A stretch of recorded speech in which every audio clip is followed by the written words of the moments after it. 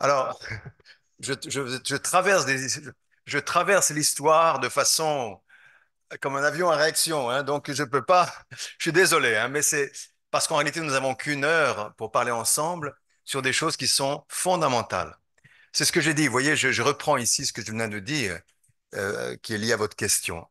Je ne vais pas entrer dans les détails, je ne vais pas expliquer cela, mais en réalité, quand on voit comment Jésus est venu, parce qu'on veut parler de Jésus, je vais parler un peu de Jésus, et même je vais parler très très court de Jésus parce que je n'ai pas le temps, malheureusement, alors qu'on voudrait parler de Jésus toute la journée.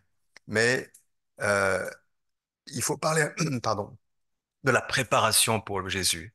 Or, Jésus n'est pas venu, le Christ n'est pas venu comme ça par hasard, 2000 ans après Abraham. Il y a eu toute une préparation. Et si vous comprenez l'histoire du point de vue de la famille, notamment de la relation entre l'homme, la femme, etc., du point de vue de la chute de l'homme dont j'ai parlé, alors vous comprenez qu'il y a eu notamment un certain nombre de femmes qui ont joué un rôle très important. Ces femmes sont même mentionnées dans la généalogie de Jésus, dans le premier livre de Matthieu. Or, ces femmes ont toutes eu un rôle un peu compliqué et un peu incompréhensible en réalité. Mais je ne vais pas entrer dans les détails. Je les nomme simplement ici. Rebecca, qui a aidé son fils Jacob à tromper son mari pour qu'il puisse avoir la bénédiction aux dépens du frère aîné. Or, elle a eu cette révélation de Dieu. Elle a eu cette révélation de Dieu. Ensuite, Tamar, qui a eu des relations avec son beau-père en se cachant et qui a eu une relation donc sexuelle, qui s'est présentée comme une prostituée auprès de son beau-père et en se cachant, et il ne le savait pas. Et elle a donné naissance à des jumeaux, donc Caïn et Abel, si vous voulez, dans son ventre. Et là, encore une fois, il y a eu un processus Caïn-Abel. Et c'est elle qui est l'ancêtre de Jésus.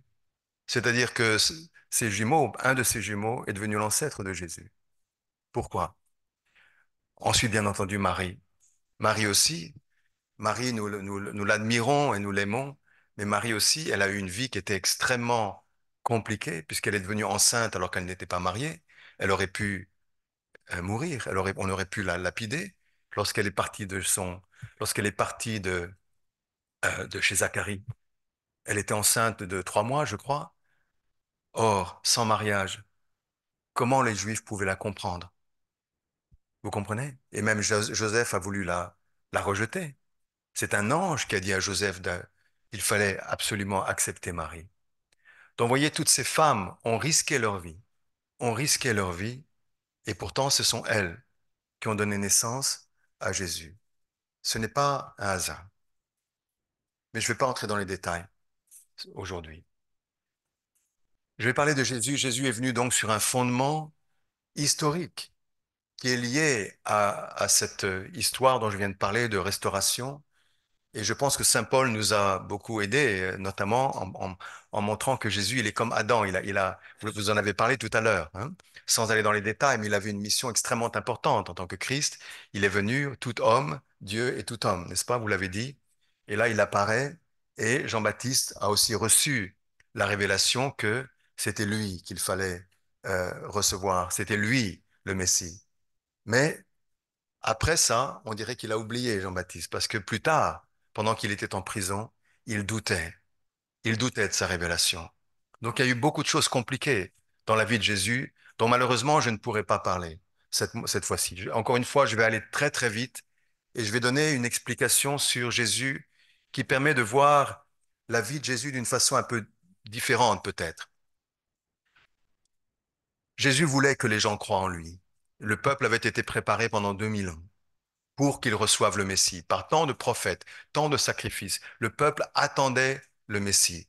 Or, quand le Messie venait, ils ont commencé à douter. Et Jésus a tout fait.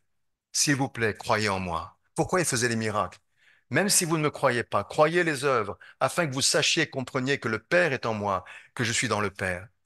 Donc Jésus était désespéré pour qu'on croie en lui, pas pour qu'on le rejette. Il a pleuré sur Jérusalem parce que justement, on le rejetait. Il n'arrivait pas à toucher le cœur des leaders juifs. Alors, Jérusalem, Jérusalem, combien de fois aurais-je rassemblé tes enfants comme une poule rassemble ses couvées sous ses ailes. Mais vous n'avez pas voulu. Vous n'avez pas voulu. Jésus était triste. Un jour, on a demandé à notre fondateur ce qu'il pensait de Jésus. Et comme je vous l'ai dit, il a eu un sentiment proche du cœur de Jésus. Et la réponse qu'il a donnée, il a dit, c'était un homme triste. Voilà. Pour quelqu'un qui a eu cette expérience spirituelle avec lui, c'était un homme triste, d'après lui. Et finalement, lors de la transfiguration, vous voyez, j'en passe beaucoup, lors de la transfiguration, vers la fin de la vie sur la terre de Jésus, Jésus décide dès lors de prendre le chemin de la croix. Dès lors, Jésus commença à expliquer à ses disciples qu'il fallait qu'il aille à Jérusalem, qu'il souffre beaucoup, qu'il soit tué et qu'il ressuscite le troisième jour. Et les disciples ne comprenaient pas, parce que les disciples ne savaient pas, ne pensaient pas qu'il devait être tué. D'ailleurs, même Paul, qui savait l'importance de la résurrection de Jésus, il a même dit dans 1 Corinthiens 2,8, si les rois avaient su que le Seigneur de gloire, Jésus était le Seigneur de gloire, ils ne l'auraient pas crucifié. Ils ne l'ont pas su. C'est Paul qui dit ça. Donc, quand vous étudiez le principe, disons, l'enseignement dont je parle, vous verrez peut-être une certaine vision sur le Christ, sur la vie du Christ, un peu différente. Mais bon, je ne vais pas entrer dans les détails encore une fois. Je voulais simplement montrer que, euh, voilà, Jésus est allé à la croix. En réalité, du point de vue du point de vue de notre enseignement, si vous voulez, il y avait deux sortes de prophéties, bien sûr, pour Jésus. Il y avait le Seigneur de souffrance et le Seigneur de gloire. Les deux étaient possibles. Et Jésus a suivi le chemin de la souffrance dans Isaïe 53 parce que il n'avait pas été rejeté. Il avait été rejeté. Il n'a pas été accepté. Donc, il a suivi le chemin du chemin de souffrance. Effectivement. Et alors, il a été sur la croix. Il a été sur la croix. Et sur la croix, il a confronté Satan. Satan le confrontait. D'ailleurs, il a dit à Judas, il aurait mieux valu que tu ne sois pas né. Il aurait mieux valu que tu ne sois pas né, n'est-ce pas? Parce que Judas, ce que Judas accomplissait, ce n'était pas des mains de Dieu, c'était en réalité Satan qui est entré dans Judas. C'est Satan qui a travaillé à travers Judas, selon la Bible. Vous comprenez? Donc, Jésus, il y avait une lutte immense entre Dieu et Satan autour de Jésus. Et on sait combien Satan avait tenté Jésus plusieurs fois en essayant de le tenter, mais Jésus avait terrassé Satan par sa parole dans le désert. Jusqu'au bout, Satan a cherché à tuer Jésus, même quand il était un enfant. Et c'est pour ça que Jésus a été sauvé par sa mère qui l'a emmené en Égypte. Donc, constamment, Jésus était sous la menace de Satan. Mais il a lutté et sur la croix, il a certainement gagné la victoire en pardonnant à ses ennemis cet amour que Jésus a montré. Même Satan n'a aucune force. Satan ne peut pas résister à l'amour de Dieu qui s'est exprimé sur la croix. Et la résurrection de Jésus, effectivement, a leur permis cette, euh, ce nouveau salut, ce salut spirituel qui est devenu celui qui a témoigné donc Jésus spirituellement a témoigné à Pierre, mais aussi à Paul, etc. Et le christianisme a été lancé après la résurrection. Après la résurrection. À tous ceux qui ont cru en son nom, il a donné le pouvoir de devenir enfants de Dieu, qui sont nés non du sang, mais de Dieu. Et selon le principe de l'unification dont je parle maintenant, je vous ai dit tout à l'heure que Dieu a un côté masculin, mais aussi Dieu est l'harmonie entre le masculin et le féminin. Selon les principes de l'unification, le Saint-Esprit est l'esprit féminin de Dieu. En quelque sorte, c'est l'esprit consolateur. C'est l'esprit qui embrasse. C'est l'esprit qui guide l'être humain vers Jésus. Et c'est pour ça qu'on appelle l'être humain qui le guide vers Jésus l'épouse du Christ. Ceux qui reçoivent, ceux qui reçoivent le Saint-Esprit deviennent l'épouse du Christ. Parce que il a en quelque sorte cet aspect maternel, cet aspect féminin, n'est-ce pas, qui doit ensemble, avec Jésus, sauver. Ils sont comme les parents spirituels à travers lesquels les chrétiens peuvent naître à nouveau. Alors le christianisme est né, on a parlé de Paul et Pierre brillamment, et je ne vais pas en reparler parce que notre prêtre en a parlé, notre prêtre jésuite, plus que prêtre, jésuite, pour moi c'est très important. J'ai étudié chez les jésuites, donc j'ai beaucoup de respect pour les jésuites. Donc notre prêtre a beaucoup parlé de Saint Paul et Saint Pierre, qui ont été remarquables. Leur foi a dépassé tout. Satan les a aussi attaqués, on a vu. Hein. Satan travaillait à travers Paul. Satan travaillait à travers Pierre lorsqu'il a dit attention, tu as peur, etc. N'est-ce pas? Qui est-ce qui accusait Pierre? Cette femme, cette servante, etc. C'était, on peut dire, l'accusation de Satan contre Pierre. Et Pierre a eu peur. Il a eu peur. Mais quand il a vu le regard de Jésus, il a vu le regard de Jésus, alors quelque chose a changé.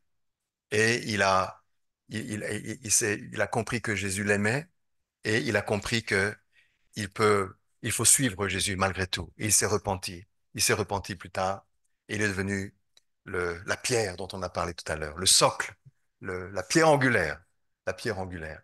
Voilà, c'était Simon-Pierre. Mais en même temps, le christianisme est basé sur la foi, en même temps sur le sacrifice, sur le sang. Partout où le christianisme s'est développé, le christianisme s'est développé dans le sang, que ce soit en Europe, que ce soit en Afrique, que ce soit en Asie, là où les premiers chrétiens sont partis, en général, ils ont été martyrisés, parce que Jésus lui-même a suivi le chemin de la croix. Et alors, ses disciples ont suivi un chemin semblable. Et c'est ainsi que le christianisme s'est développé à travers le monde, à travers le sacrifice total, en surmontant ce sacrifice-là. En même temps, et là encore, je survole 2000 ans de christianisme, hein, mais en réalité, pendant toute l'histoire chrétienne, il y a eu des hauts et des bas, j'en ai parlé tout à l'heure. Le christianisme a eu des hauts et des bas. Il y a eu l'esclavage, il y a eu des choses magnifiques, mais il y a eu aussi des choses terribles, n'est-ce pas? Mais qui a vraiment contribué à guider le christianisme? Les moines, les religieuses, les personnes qui ont sacrifié leur vie, parfois dans des monastères, etc. Et quel est le sens même de leur sacrifice? On peut dire que c'est quand on parle de ces vœux monastiques, hein, ces vœux monastiques, ils sont comme une sorte de indemnisation des trois bénédictions. Vous comprenez? C'est-à-dire que Adam n'a pas pu réaliser les trois bénédictions, n'est-ce pas? C'est-à-dire la maturité individuelle, hein. C'est-à-dire atteindre la personnalité d'unité avec Dieu. Ensuite, la bénédiction du mariage. Ensuite, la bénédiction de gérer et de maîtriser la création. En réalité, ceux qui ont été les plus grands saints du christianisme, partout, ce sont ceux qui ont été pauvres, ce sont ceux qui ont été chastes et ce sont ceux qui ont été obéissants. Ils n'ont pas suivi leur propre chemin, comme disait tout à l'heure notre prêtre, hein, même le pape François. Hein, les jésuites devraient obéir au pape. À qui le pape peut-il obéir puisqu'il est jésuite lui-même? Hein. Voilà. Donc c'est donc voilà l'essence du christianisme, c'est justement le travail de Dieu à travers un sacrifice énorme. Alors, je voudrais arriver à la conclusion assez rapidement et pour ouvrir un peu aux questions. Bien qu'il y a eu tant de difficultés, bien qu'il y a eu tant de problèmes, n'est-ce pas, dans le christianisme en général et dans toutes les religions du monde, parce que je parle du christianisme, mais en réalité, toutes les religions ont traversé tant de difficultés. Eh bien, pourtant, Dieu doit réaliser son idéal. Et là, je veux venir sur un point qui est très important du point de vue du principe de l'unification. C'est que, à l'origine, il y a un idéal de Dieu qui est représenté par le Jardin d'Éden. Adam et Ève avaient des buts. Dieu leur a donné trois grandes bénédictions. Ils devaient vivre dans un jardin et en faire un idéal, quelque chose d'idéal, un monde idéal. Ça n'a pas été le cas. Il y a eu la chute. Je n'ai pas expliqué les détails, mais on comprend que c'était la destruction du fondement même de l'humanité, c'est-à-dire de la famille en réalité. La famille qui est à la base du développement humain. eh bien, il y a eu quelque chose dans la famille, dans la relation entre l'homme et la femme, qui s'est cassé à l'origine. Et ça, ce n'est pas que la Bible, c'est le Coran qui en parle. Les grands textes sacrés nous le disent. L'humanité commence par des familles. Or, le problème originel dans la Bible, le problème originel dans le Coran, c'est quoi? C'est un problème entre un homme et une femme, entre des parents et des enfants, et entre des frères et sœurs, et des frères et frères. Vous comprenez? C'est-à-dire que, en réalité, si on ne va pas chercher dans la famille quelle est la source des problèmes, alors on ne pourra pas résoudre ces problèmes-là. Et c'est pourquoi on attache beaucoup d'importance à la famille. Alors, Dieu a dit, j'ai cité l'Apocalypse. Tout le monde connaît l'Apocalypse. Bon, c'est un livre qui est, comment dire, mystérieux. Donc, on ne peut pas prétendre interpréter l'Apocalypse exactement. Et moi, je ne donne que mon interprétation. D'accord? Je ne suis pas d'abord un théologien. Je n'ai pas la théologie de notre père Simon, Pierre. Hein? Je n'ai pas sa capacité théologique. Désolé. Mais en même temps, donc il pourra dire en plus, il pourra en parler après. On aura des questions-réponses. Mais une chose, c'est clair, c'est que nous montre l'Apocalypse? Elle nous montre que après toutes les tribulations de la fin du monde, qui sont les tribulations du retour du Christ, si vous voulez, c'est-à-dire le Seigneur qui vient, qui lutte avec toutes sortes de catastrophes, etc. Et quand enfin il a gagné, qu'est-ce qui se passe? Quand vous lisez le dernier livre de l'Apocalypse, vous voyez une renaissance du Jardin d'Éden, une renaissance du Jardin d'Éden. Et l'arbre de vie est de nouveau là. Et cette fois-ci, l'arbre de vie donne des fruits 12 fois par an. Et les gens viennent, ils ont accès à l'arbre de vie. Je suis l'alpha et l'oméga, dit Dieu dans l'Apocalypse, hein, ou le Christ. Le premier et le dernier, le commencement et la fin. Heureux ceux qui lavent leurs robes, afin d'avoir droit à l'arbre de vie et d'entrer par les portes dans la ville. Et cette ville, c'est la nouvelle Jérusalem qui est descendue du ciel, n'est-ce pas? Alors, ça veut dire que ce que Dieu a décidé au début, ça doit se réaliser à la fin. En réalité, beaucoup de gens pensent que ça se réalisera quelque part dans le monde spirituel. Notre point de vue est que ça doit se réaliser sur la terre. Mais c'est pas une réalisation magique. Parler du cœur, c'est pas de la magie. Le cœur, c'est la responsabilité humaine. C'est restauration de la famille humaine. C'est la restauration de la famille humaine, de la relation entre l'homme et la femme, de la relation entre les frères et sœurs, au-delà des races, au-delà des nations, etc. C'est ça la réalité. Ce que Dieu attend, c'est la restauration de la famille humaine. Et là, notre fondateur en a beaucoup parlé, notamment vers la fin de sa vie. Il en a beaucoup parlé, je lis simplement un extrait. Il disait, voilà, si vous regardez l'histoire, il y a trois grandes étapes dans l'histoire. Il y a une étape où on était centré sur le corps, sur l'instinct. On vivait près des animaux. C'était la première étape. Ensuite, il y a eu une étape centrée sur l'esprit et les émotions, etc. On peut dire que c'est l'étape que nous connaissons, les droits de l'homme, les droits humains, etc. Aujourd'hui, les émotions, l'art, etc. Nous avons développé cette civilisation. Mais ce n'est pas tout, il dit. Nous entrons dans une transition vers un monde du cœur, vers un monde du cœur. Alors que s'ouvrira ce domaine du cœur, dit-il, nous entrerons dans l'étape finale, une ère centrée sur Dieu. Les êtres humains feront l'expérience du cœur et de la volonté de Dieu comme étant les leurs et suivront la voie qui consiste à vivre pour les autres. Vivre pour les autres, ça veut dire suivre sa conscience, suivre son cœur en vivre avec son cœur en suivant sa conscience. C'est-à-dire que les êtres humains qui développent leur conscience arrivent à vivre centrés sur le cœur. Vivre centré sur Dieu, Dieu qui descend parmi les hommes dans la Bible, hein, on dit Dieu descend parmi les hommes, n'est-ce pas? Et il va vivre avec eux. Il va vivre avec les hommes. Ça veut dire il va vivre dans le cœur des hommes. Il va vivre dans le cœur des hommes et des femmes, bien entendu. Et c'est pour ça, ce cœur-là, il dépasse le christianisme.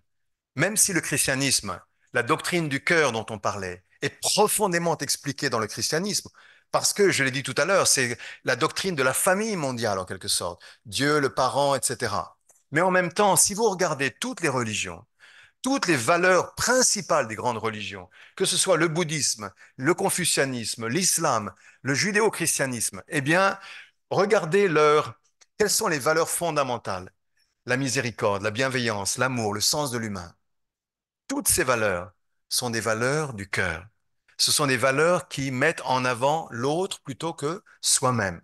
Parce que toutes les religions, à l'origine, les fondateurs de ces religions, ce qu'ils ont fait de grand, il y a eu des problèmes dans les religions, mais ce qu'ils ont fait de grand, c'est lorsqu'ils ont compris le cœur du créateur de l'univers. Même s'ils l'ont appelé différemment, ils l'ont pas forcément appelé Dieu, ils l'ont appelé Allah, ils l'ont appelé le principe universel, etc. Mais ils approchent de cette idée du cœur. Dieu est amour, Dieu est pardonneur. Et c'est pourquoi nous faisons un travail interreligieux, mais comme disait le fondateur lors de cette réunion avec des personnalités interreligieuses importantes, il y a plusieurs grands mouftis ici, plusieurs leaders religieux importants, il disait ceci, c'était en 90, seule une religion dotée d'un cœur parental, pratiquant l'amour vrai, peut accomplir la volonté de Dieu dans ce monde si complexe. Alors, je veux revenir à cette idée des quatre domaines du cœur.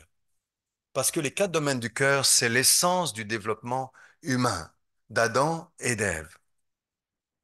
On commence en tant qu'enfant. On grandit comme des frères et sœurs. Ensuite, en général, on devient mari et femme, pour la plupart des hommes et des femmes. Ensuite, on devient parent. On ne parle pas physiquement simplement ici. Tout le monde peut devenir parent physiquement, c'est pas très difficile, n'est-ce pas? Physiquement. Mais devenir parent avec un cœur qui ressemble au cœur de Dieu. Parce que le cœur parental, la force du cœur parental, c'est la force du cœur de Dieu qui est parent lui-même. La force des parents qui sont prêts à traverser tous les grands problèmes pour sauver leurs enfants. C'est le cœur de Dieu. C'est pour ça que Jésus a utilisé souvent le fils prodigue avec son père. Vous comprenez? Jésus a toujours donné ce genre de sentiment, d'explication. Vous comprenez? Donc, ça veut dire que nous devons développer la piété filiale, comme le Christ nous a appris. Nous devons développer la fraternité, comme le Christ nous a appris. Mais nous devons aller plus loin aujourd'hui, dans le christianisme et dans toutes les religions, comme disait le fondateur. Il faut dépasser la fraternité pour aller vers le cœur parental. Si l'être humain ne peut pas mettre au plus haut niveau le cœur de parent comme étant l'essence même du leadership, l'essence même de la réalité humaine, alors on ne pourra pas créer un monde uni, une famille humaine. Comme je l'ai dit, pourquoi est-ce que Adam et Ève ou Cain et Abel se sont entretués? Parce que ils ont perdu leurs parents. Ils ont perdu leurs parents. Si leurs parents avaient réussi en tant que parents, Adam et Ève ne se seraient, pardon, Cain et Abel ne se seraient pas entretués. Vous comprenez? La fraternité, c'est très important, mais c'est instable. S'il n'y a pas de parents à la maison, les frères et sœurs, tôt ou tard, finissent par se euh, disputer, n'est-ce pas vrai? Voilà pourquoi. Et dans cette étape, quelle est la porte étroite? Moi, j'appelle ça la porte étroite. Eh bien, c'est le troisième niveau. Pourquoi je dis étroit? Parce que on peut avoir beaucoup de frères et sœurs et on est heureux. On peut avoir beaucoup d'enfants et les parents sont heureux. Mais on ne peut pas avoir beaucoup de femmes et beaucoup d'hommes et être heureux. En général, on est heureux quand on a une femme et un homme et qu'on est vraiment ensemble. Sinon, l'amour ne peut pas se développer. Ne peut pas se développer. C'est pourquoi l'amour conjugal est compliqué. Mais il est extrêmement important. Il est extrêmement important parce que sans l'amour conjugal, sans la réussite de l'amour conjugal, on ne peut pas aller plus loin dans l'amour parental. Vous comprenez? Et c'est pourquoi nous entrons dans une ère où le mariage est très important. Le mariage est très important. Et ça me permet de venir pour conclure à cet autre passage de l'Apocalypse. Justement, j'en ai parlé tout à l'heure. Euh, après toutes ces épreuves, après toutes ces épreuves que on a traversées dans l'Apocalypse, eh bien, il y a eu une victoire. Celui qui a réussi, qui a été victorieux, alors il a vu euh, la nouvelle Jérusalem qui descendait sur la terre. Et dans cette nouvelle Jérusalem, il y a eu les noces de l'agneau. Il y a eu les noces de l'agneau. Les noces de l'agneau, ça veut dire l'idée du mariage. Bien entendu, le christianisme ne l'interprète pas de cette façon, comme un homme et une femme. Mais pourtant, vous avez vu, il y a quelques icônes, par exemple, orthodoxes, hein, qui montrent un homme et une femme, n'est-ce pas, comme étant les noces de l'agneau. Hein. C'est-à-dire quoi? C'est-à-dire que si on doit devenir parent, eh bien, ce n'est pas seulement le père. Dans l'histoire, les religions ont insisté sur la position du père, de l'homme. Aujourd'hui, la femme doit jouer un rôle tout à fait égal à l'homme. L'épouse de l'agneau, ça veut dire le rôle de la femme qui vient au même niveau que l'agneau en tant qu'épouse. Vous comprenez? Et c'est pourquoi tout le monde parle de la libération de la femme aujourd'hui, mais qui va dans tous les sens. Et parfois, malheureusement, c'est contre les hommes. En réalité, si on suit la Bible, je pense qu'on peut comprendre. Il y a un idéal de l'homme et de la femme qui vivent égaux et unis. Comme l'a dit tout à l'heure notre prêtre, hein. Il a dit la Trinité, c'est le couple, c'est un. Ils arrivent à un point où ils sont un, où ils sont un. Parce que en Dieu, la masculinité et la féminité sont unies, ont le même niveau, ont le même valeur, la même valeur.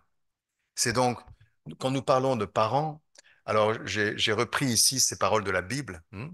Euh, le royaume des cieux est semblable à un roi qui fit des noces pour son fils. Vous savez, ça c'est Jésus Jésus avait parlé, une des paraboles que Jésus a prononcées, c'était justement la parabole du mariage, du banquet, mais qui était un échec en réalité. Il disait, il y a un roi qui avait invité beaucoup d'invités importants pour marier son fils, mais les invités ne sont pas venus. Alors il a dit à ses serviteurs, allez amener tous les gens dans la rue pour le mariage, puisque les invités d'honneur ne sont pas venus. De qui parlait-il? Il parlait de tous ceux qui avaient été préparés pour venir rencontrer le Christ, mais qui ne sont pas venus. Et le Christ a dû chercher les pêcheurs, les gens simples, les gens au bord du lac Tibériade, etc. C'est-à-dire que cette idée du mariage était déjà donnée, du royaume comme un mariage. Les noces de l'agneau sont venues, son épouse s'est préparée. Ça, c'est aussi donc c'est dans l'Apocalypse. Hein. L'ange me dit, écrit, heureux les invités au festin des noces de l'agneau. Alors, évidemment, dans la Bible, je l'ai dit, on parle de la Nouvelle Jérusalem comme une cité, une ville, qui a 12 portes, n'est-ce pas? Et chaque porte est faite d'un diamant, enfin disons d'une pierre précieuse unique. Je vais simplement vous donner le fruit de ma réflexion. Comme le prêtre lui-même a dit, il a sa réflexion personnelle. Moi aussi, je vous donne ma réflexion personnelle. Ça vient pas de mes fondateurs, ça vient pas de vous, ça vient de moi-même. Ok, je me suis dit, mais qu'est-ce que c'est que cette cité, hein, qui vient comme l'épouse en réalité, comme l'épouse du Christ? C'est quoi? Personnellement, je pense, et parce que moi je dis, ça doit venir sur la terre. Quel est cet idéal? Je pense que c'est l'idéal d'une cité terrestre qui est bâtie sur l'éthique familiale. Pourquoi 12? Que veut dire les 12 portes? Les 12 portes. Vous savez, quand vous regardez la relation dans la famille entre Dieu, l'homme, la femme et l'enfant, vous avez 4 positions. Or, ces 4 positions ont 12 directions différentes de l'amour, différentes. Et chaque direction est si précieuse. Vous avez l'amour de Dieu pour l'homme, l'amour de Dieu pour la femme, l'amour de Dieu pour l'enfant. C'est différent. Vous avez l'amour de l'homme pour Dieu, l'amour de l'homme pour la femme, l'amour de l'homme pour l'enfant. C'est différent. Vous avez l'amour de la femme pour Dieu, l'amour de la femme pour l'homme, l'amour de la femme pour l'enfant. Aussi, c'est différent. Et vous avez l'amour de l'enfant pour Dieu, l'amour de l'enfant pour son père et l'amour de l'enfant pour sa mère. C'est différent. Ces 12 formes de l'amour sont différentes mais précieuses comme des pierres précieuses. Chacune est différente, unique. Les 12, les 12 pierres précieuses, ces portes, sont 12 pierres précieuses uniques. Elles ont toutes des noms différents. La Bible les nomme. C'est pourquoi Personnellement, je sens que c'est l'idée d'une cité céleste, en quelque sorte, mais basée sur une éthique de la famille, dont on parlait tout à l'heure. La doctrine du christianisme dont j'ai parlé au début, il disait, la doctrine du christianisme, c'est Dieu, le Père, le Fils, l'épouse, etc., et les enfants. C'est cette idée de la famille. Mais en même temps, ça veut dire que euh, euh, c'est pas seulement le cœur d'un père, mais le cœur d'une mère. Parce que quand on devient parent, ce n'est pas simplement le père. Et là, je vous cite notre fondateur, c'était peu avant sa mort. Avant sa mort, il est mort en 2012. Et avant sa mort, il savait qu'il allait partir, je pense. Il avait 92, 13 ans. Il a fait une grande conférence pour les femmes, centrée sur son épouse. Et, il a inauguré cette grande, une organisation au niveau international avec l'ONU. Et en partie, il a dit, jusqu'à présent, il y a d'innombrables religions, mais ces religions croyaient en Dieu le Père. Ces religions croyaient dans le Père, mais sans la mère.